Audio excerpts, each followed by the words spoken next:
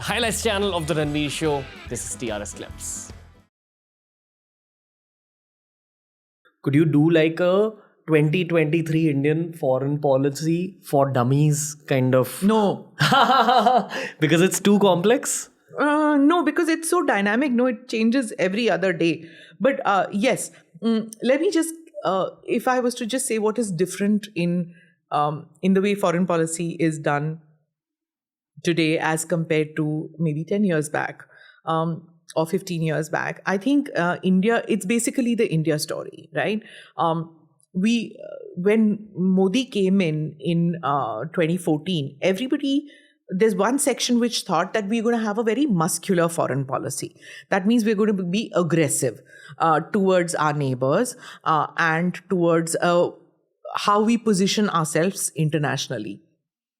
What you don't realize, or what people didn't realize, it to have a muscular foreign policy, first you have to have domestically, you have to be strong now.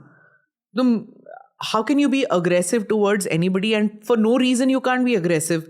How is it going to serve your purpose? So unless you're domestically strong, unless your manufacturing industry, unless your exports, unless you're strong and your economy is doing well, aggression is zilch. Then you will be like a Pakistan which is aggressive.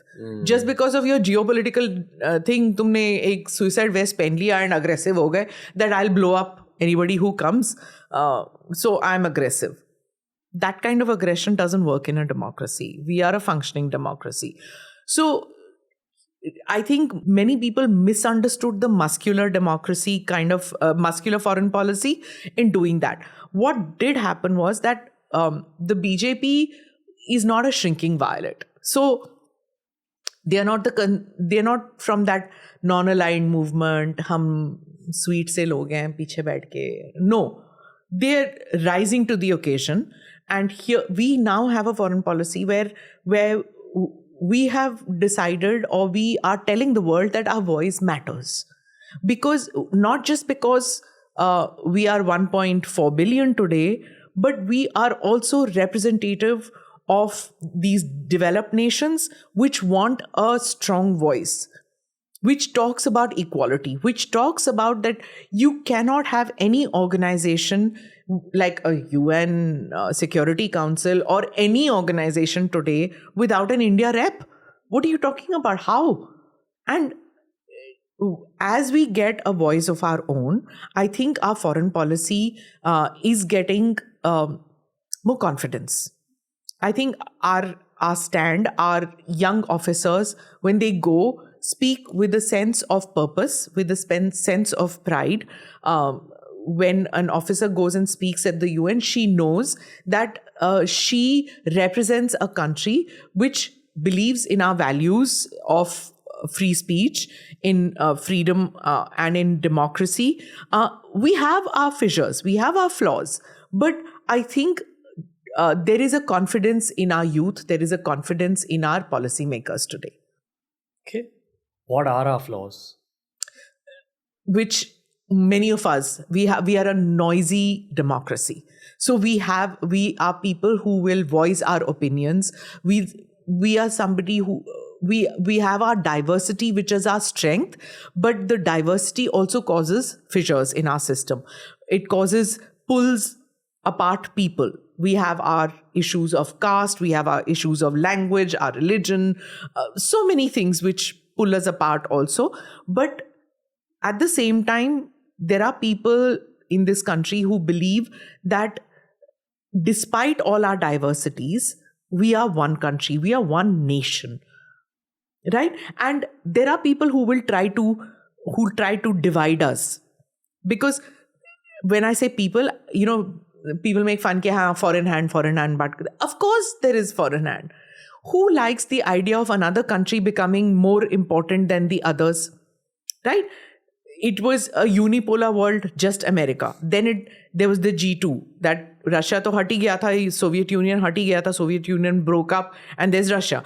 Now there's China. China has a worldview that this America is a dying, decaying power, it is us. Europe is anyway falling apart because of various reasons. So China wants to come into that single unipolar world where they are the one thing. That is Xi Jinping's wet dream. So he wants that, all right?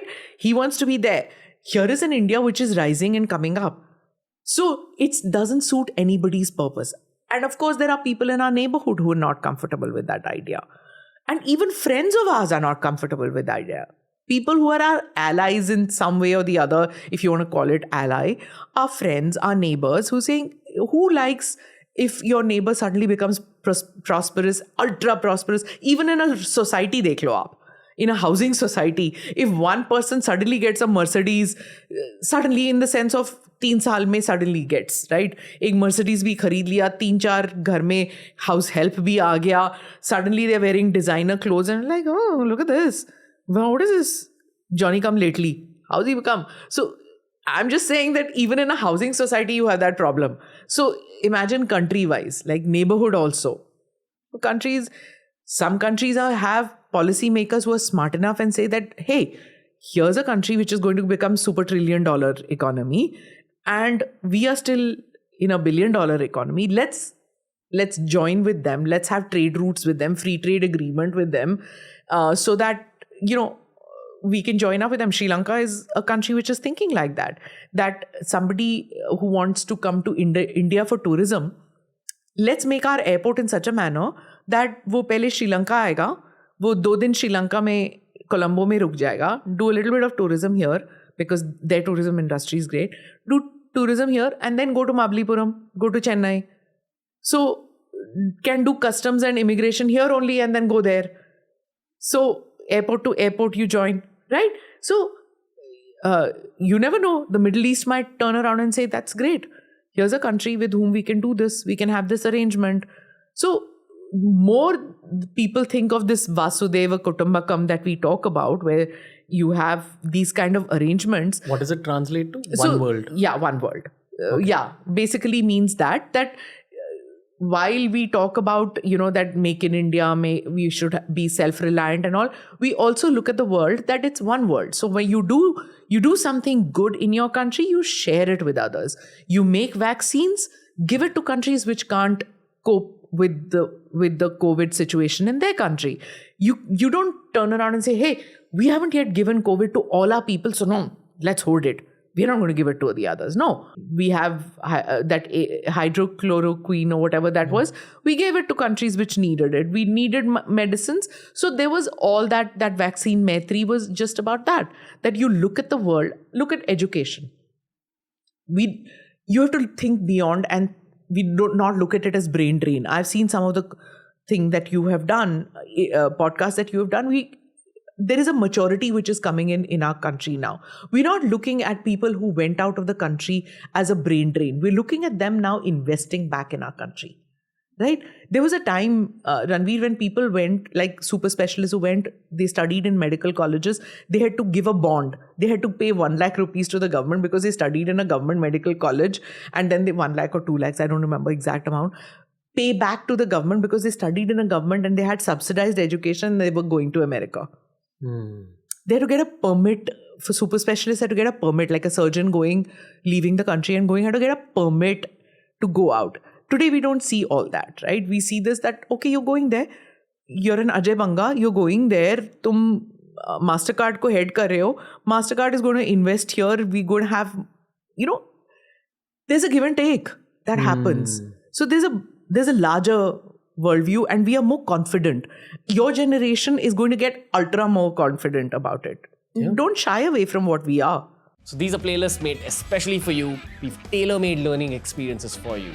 DRS Clips.